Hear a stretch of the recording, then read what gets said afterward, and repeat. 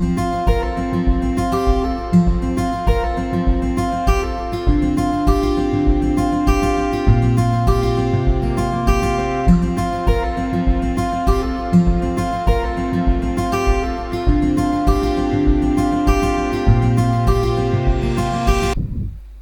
morning, children. I welcome you all to today's catechism class. As we begin this class, I request you all to join your hands and close your eyes. In the name of the Father, and of the Son, and of the Holy Spirit. Amen. Heavenly Father, as we come before your presence, we love you, we praise you, and we thank you. Today, as we come to understand the Rosary and its origin, we ask you to give us the grace to always remember that this is a powerful weapon given to us to fight the evil and to pray it with all reverence all the days of our life. We thank you, Heavenly Father, for having designed and fashioned this powerful weapon over the centuries and for handing it to us. May we, your children, always hold on to it and also have the privilege to promote this devotion to our brothers and sisters. We make this prayer in the name of your beloved Son, our Lord Jesus Christ, and through the powerful intercession of the Blessed Virgin Mary. Amen. In the name of the Father, and of the Son, and of the Holy Spirit. Amen. So children, the topic for today's class is the origin of the Rosary. Children, as you know, God in His infinite wisdom had created the universe. He created the sun, the moon, the planets, and all that is beautiful around us. One of the finest masterpieces of His creation is the creation of man and women, the creation of mankind. And God has designed a beautiful plan for each of us. God wants us to know Him, to love Him, to serve Him, and to be with Him for all eternity. In the way God has a plan, Satan also has a similar plan. The work of Satan is to destroy and to plunder the work of God and the plan of God. So from the beginning of the creation, children, there has been a constant battle between the power of light and the power of darkness. And God knew that His children would require a powerful weapon to fight against His enemy. His children required a spiritual weapon that will help to combat the evil. So it was in the Catholic Church that God decided to assemble this particular weapon. Being God Almighty, He could have constructed this weapon one particular time and given to His children. But God in His wisdom allowed it to happen over a period of time. It took centuries for this particular weapon to be constructed, and when this particular weapon took its shape, God gave it to Mother Mary to be given to His children. So as you know, children, this weapon is none other than the Holy Rosary. The Holy Rosary is a powerful spiritual weapon that God gave it to us, that was designed by God Himself and given to us to slay the dragon, to convert hardened sinners, and to conquer the hearts of men. As you know, children, this rosary becomes powerful when it is meditated with the mysteries. And what is this mystery? A mystery is a sacred thing which is difficult to understand. As you know, children, the life of Jesus, the works of Jesus are both sacred and divine because He is both God and man at the same time. And the works of the Blessed Virgin Mary are pure and holy because she is the most pure and holy of all creatures in this world. So the works of Jesus and the works of Mother Mary are together called the mysteries because they are so full of wonders. As you know, children, the Rosary has many parts. We start with the sign of the cross, we have the Half Father prayer, the Hail Mary prayer, the Apostles' Creed, and the set of prayers associated with this. Today we are going to understand how all these elements came together to be formed as a Rosary. All these prayers existed individually. Today we are going to see how these prayers came together to be called as a Rosary. So children, as I told you, the Rosary is a powerful weapon. What makes the Rosary more powerful is the mysteries that are associated with the Rosary. What is the mystery I just explained to you, children? Every time we say the Rosary, we actually meditate on the life, the passion, the death and the resurrection of Jesus. We also meditate on the mysteries of Mother Mary, or Assumption and her coronation. So children, let us now see how the first element of this weapon came into existence. As you know, children, the first element of this tool was at the time of Annunciation, when Angel Gabriel came to announce to Mother Mary about the birth of Jesus. So the first part of the Hail Mary, as I explained to you last week, children, the first part when Angel Gabriel comes to greet Mother Mary, that particular part is called as the angelic salutation. And as you know, Mother Mary goes to visit her Auntie Elizabeth, who's also conceived, and when Elizabeth meets Mother Mary, Elizabeth tells Mother Mary, "Blessed are you among women, and blessed is the fruit of your womb, Jesus." That particular sentence is called as the evangelical salutation. So both the angelic salutation and the evangelical salutation were said as a prayer in the Catholic Church. It started only in the 6th century. So the angelic salutation and the evangelical salutation started in the Catholic Church from the 6th century, and people started saying this particular prayer, the first part of the Hail Mary prayer. The second part of the Hail Mary prayer had not come into existence, children. Only the first part of the Hail Mary prayer was said as a prayer of praise to Mother Mary. Whenever they wanted to honor Mother Mary, they would say this prayer. They did not know that this prayer was going to become a powerful weapon in the coming centuries. So whenever they had wanted to pray to Mother Mary, asking her for a particular petition, they would say this prayer, thinking that this prayer would please Mother Mary and she would grant all her requests. So as I said, children, the first part of the Hail Mary prayer took some centuries to come into the Catholic Church. It is only the 6th century that this prayer came to the church. But unlike the Hail Mary prayer, the Half Father prayer has been in the church right from the beginning, right from the time Jesus taught this prayer. As you know, Jesus taught his disciples the Half Father prayer. And ever since Jesus came into this world, this Half Father prayer has been said by his disciples and all the earlier Christians of the church. So this Half Father prayer, as you know, is the most powerful and the perfect prayer because this prayer was taught by Jesus himself. So now we had the Half Father prayer and the Hail Mary prayer. The Half Father prayer and the Hail Mary prayer was said by the early Christians, but they were not said together, children. They were said separately. There were some groups which said the Half Father prayer separately, some groups said the Hail Mary prayer separately.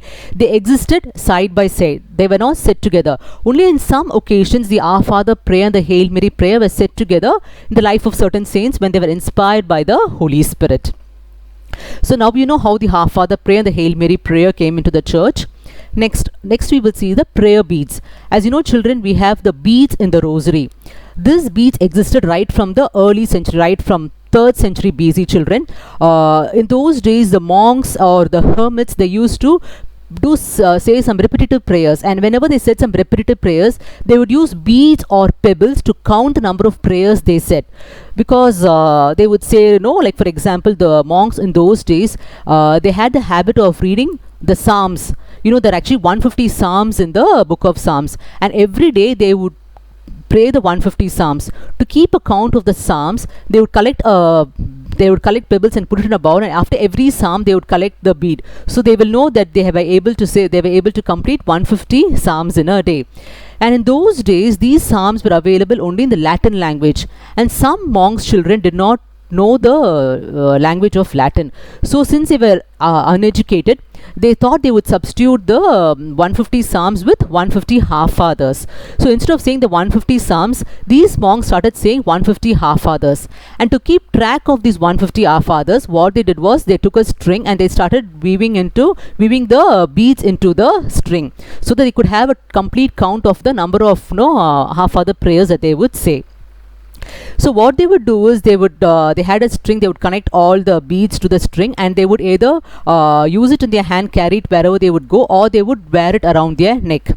And each time they would say the 150 half fathers, they would count the beads in the string that they had made. And they found that wearing 150 beads was quite difficult. So what they did is they made it to a string of 50 beads, and they would say the 150 half fathers 3 times. So the string would contain 50 beads, and they would say the prayer 3 times.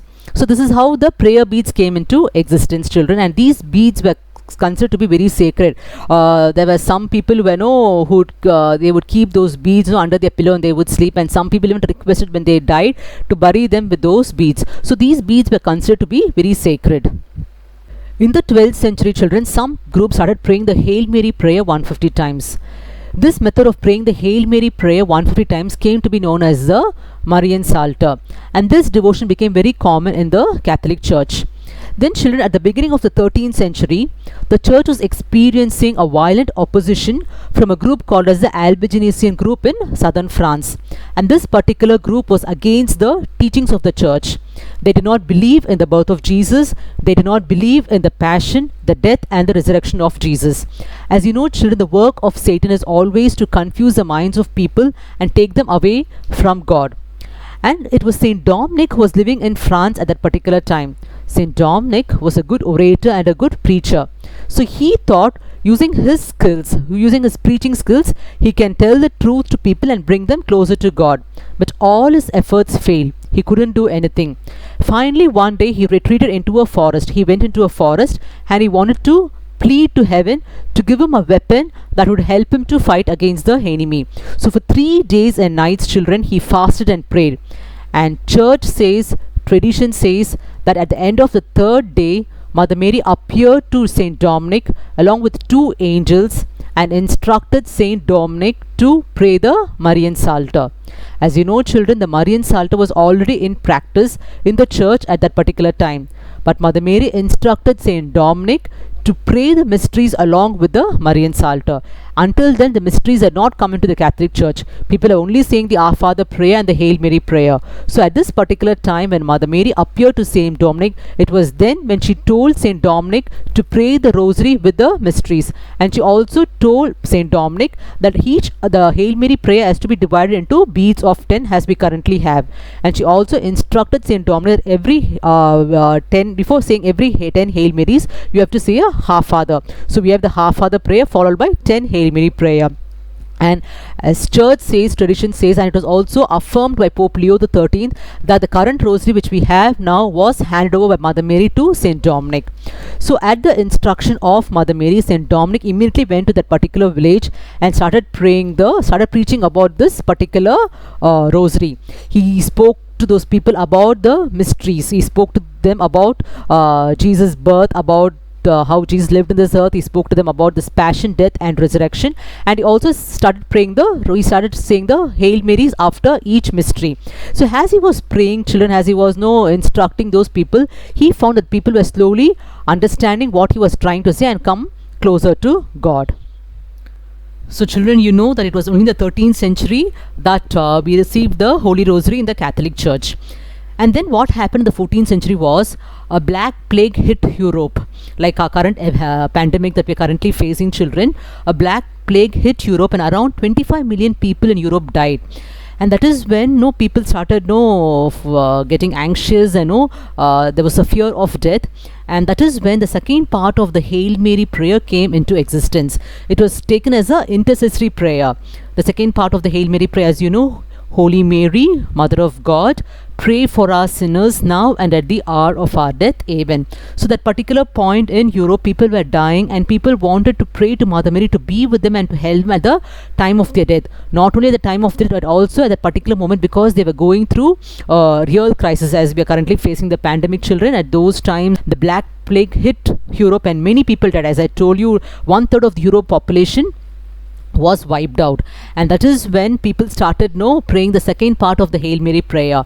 And this second part of the Hail Mary prayer was officially affirmed by the church only in the 16th century. So the complete Hail Mary prayer came into the Catholic Church in the 16th century. So children, now you know how the Half Father prayer, the Hail Mary prayer came into the Rosary over the centuries. So as I told you, children, this Rosary is a very powerful weapon, and Satan does not want us to use this weapon, because he knows every time we use this weapon, his works are going to be destroyed.